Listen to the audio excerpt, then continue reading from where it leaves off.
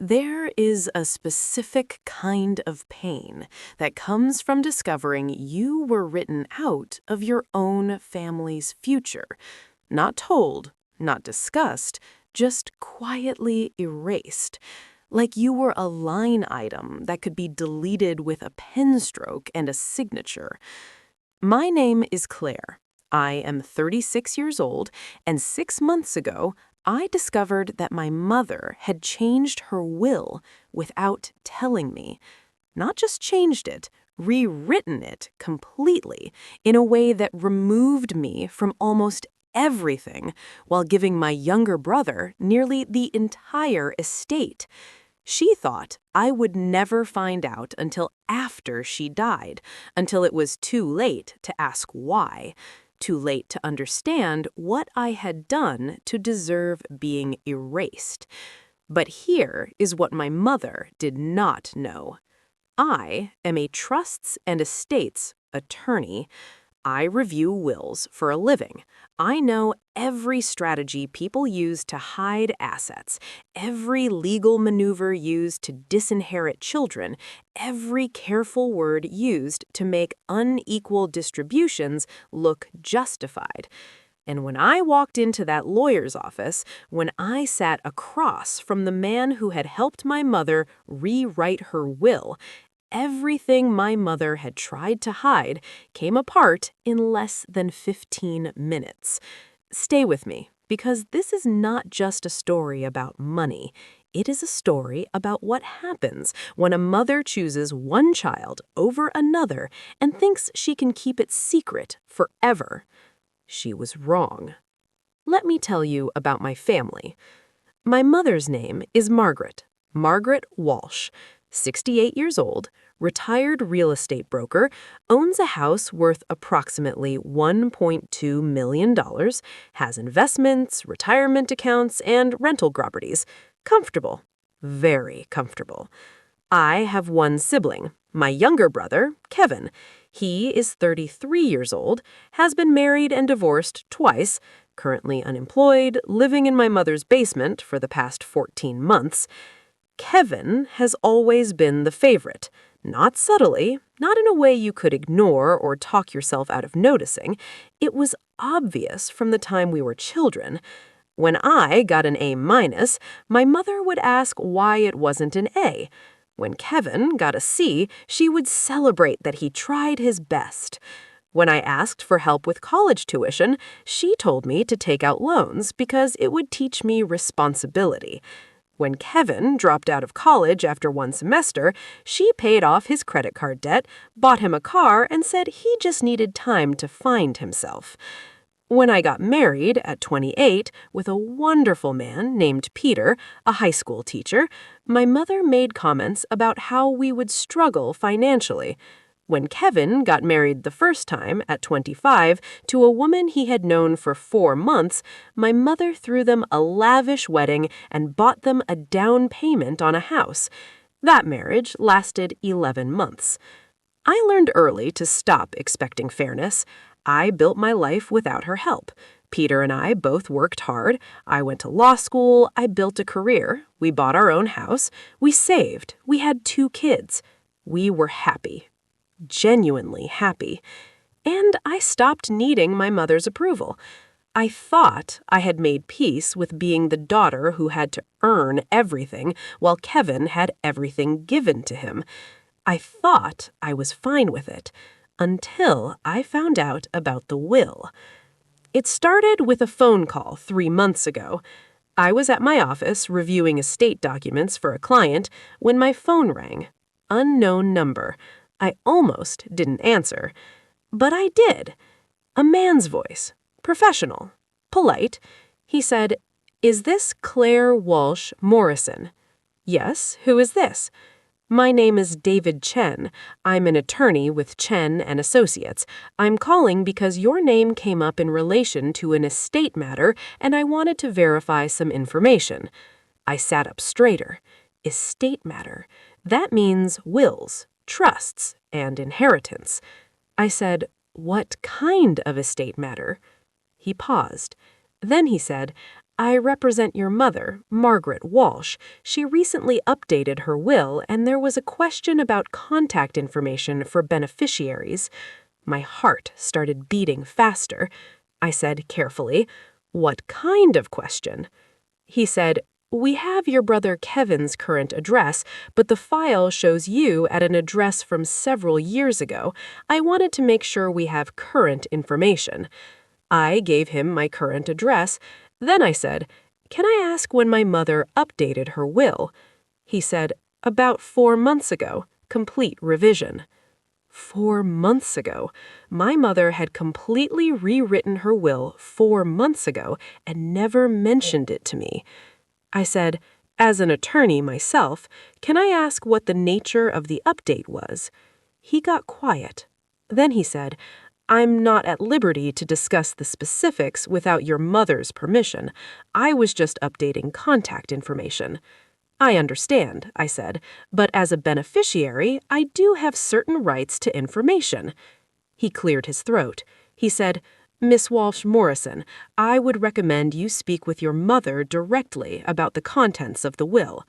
The way he said it, the care in his voice, the warning underneath the professional distance, I knew immediately I had been written out, or mostly written out.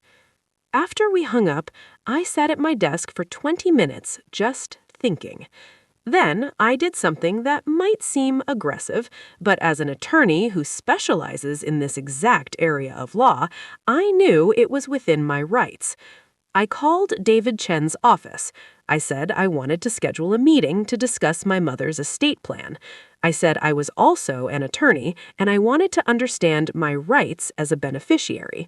His secretary tried to put me off. She said Mr. Chen would need my mother's permission to discuss the will with me. I said, "I'm not asking him to violate attorney-client privilege. I'm asking him to explain to me, as a beneficiary, what my legal rights are regarding disclosure and contests." She put me on hold. When she came back, she said Mr. Chen could see me in 2 days. I prepared for that meeting like I was preparing for a trial. I pulled every piece of public record I could find, the property transfer, the joint account. I researched the laws around undue influence, which is when someone improperly influences someone to change their will. I researched the laws around fiduciary duty, which applies when someone is given power over another person's assets. And when I walked into that lawyer's office, when I sat across from the man who had helped my mother rewrite her will, everything my mother had tried to hide came apart in less than 15 minutes. Stay with me, because this is not just a story about money. It is a story about what happens when a mother chooses one child over another and thinks she can keep it secret forever. She was wrong. Let me tell you about my family. My mother's name is Margaret Walsh, 68 years old, retired real estate broker, owns a house worth approximately $1.2 million, has investments, retirement accounts, and rental properties. Comfortable. Very comfortable. I have one sibling, my younger brother, Kevin. He is 33 years old, has been married and divorced twice, currently unemployed, living in my mother's basement for the past 14 months. Kevin has always been the favorite, not subtly, not in a way you could ignore or talk yourself out of noticing. It was obvious from the time we were children. When I got an A-, my mother would ask why it wasn't an A. When Kevin got a C, she would celebrate that he tried his best. When I asked for help with college tuition, she told me to take out loans because it would teach me responsibility. When Kevin dropped out of college after one semester, she paid off his credit card debt, bought him a car, and said he just needed time to find himself. When I got married at 28 with a wonderful man named Peter, a high school teacher, my mother made comments about how we would struggle financially. When Kevin got married the first time at 25 to a woman he had known for 4 months, my mother threw them a lavish wedding and bought them a down payment on a house. That marriage lasted 11 months. I learned early to stop expecting fairness. I built my life without her help. Peter and I both worked hard. I went to law school. I built a career. We bought our own house. We saved. We had 2 kids. We were happy. Genuinely happy. And I stopped needing my mother's approval. I thought I had made peace with being the daughter who had to earn everything while Kevin had everything given to him. I thought I was fine with it until I found out about the will. It started with a phone call 3 months ago. I was at my office reviewing estate documents for a client when my phone rang. Unknown number. I almost didn't answer, but I did. A man's voice. Professional. Polite. He said, "Is this Claire Walsh Morrison?" "Yes, who is this?" I opened my folder and slid copies of the documents across his desk. I continued. This means that on top of being the primary beneficiary of her will, Kevin has already received over $500,000 in assets that will not be subject to probate. Assets that were transferred while my mother was alive, and, I would argue, while my brother has significant influence over her, given that he lives in her home. David Chen picked up the documents. He read them carefully. His expression changed. I said, "Mr. Chen, I am not here to threaten a lawsuit. But I am here to make it very clear that if my mother passes away and this stands as written, I will contest it. I will argue undue influence. I will argue that my brother, who lives with her and is financially dependent on her, has influenced her to disproportionately benefit him. And, based on the asset transfers that have already occurred, I have a very strong case." He was quiet for a long moment. Then he said, "What do you want?" "I want you to advise my mother to revise her will to a more equitable distribution. I'm not asking for 50-50. I understand she wants to give Kevin more support. But $50,000 out of $2 million estate after you've already given him over $500,000 in direct transfers?" I paused. I said, "That's not about taking care of Kevin. That's about punishing me." She was quiet. I continued. "What did I do, Mom? What did I do that was so terrible that I deserve to be almost completely written out of your life?" She said, her voice thick, "You never needed me. From the time you were young, you were so independent, so capable. You built your life without me. You made it clear you didn't need anything from me. So I gave my attention to the child who did need me." I closed my eyes. I said, "Mom, I needed you. I just needed you differently. I needed you to be proud of me, to acknowledge what I accomplished, to see me as more than the daughter who didn't require financial support." She said, "I am proud of you." "You've never said that to me, not once in my entire life." The line went quiet. Then she said, softly, "I didn't know I was supposed to. You seemed so sure of yourself. I thought you knew." "I didn't know," I said. "And now I know something else. I know that when you thought about your legacy, when you thought about what you were leaving behind, you decided I wasn't worth it leaving it to." "Claire," she said, and she was crying now, "that's not what I meant. I just wanted Kevin to be okay." I said, "At my expense. You wanted Kevin to be okay at my expense. You gave him everything and gave me a token of $50,000, and you thought I would never find out until after you died, until I couldn't ask you why?" She was sobbing on the phone now. I said, more gently, "Mom, I'm not trying to hurt you, but I need you to understand what this feels like. It feels like being erased, like decades of being the responsible daughter, the independent daughter, the daughter who never asked for anything is being punished instead of valued." She said, "What do you want me to do?" "I want you to treat your children equally. Not perfectly equally. I understand Kevin needs more support. But $50,000 out of $2 million? That's not support. That's favoritism. And it's cruel." She was quiet for a long time. Then she said, "I'll call David. I'll revise it." "Thank you," I said.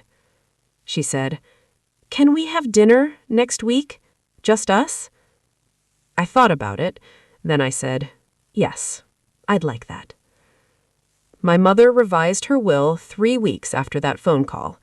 The new will leaves 40% of her estate to me and 60% to Kevin. It's not equal, but it's fair. It acknowledges that Kevin needs more support while also recognizing that I'm her daughter too. She also wrote a letter, a personal letter that will be distributed with the will. In it, she explains that the unequal distribution is not a reflection of unequal love, just recognition of different needs. That letter would have meant everything to me if she'd written it 4 months ago. But she wrote it now, after I confronted her, after I walked into that lawyer's office and made it clear I wasn't going to be quietly erased.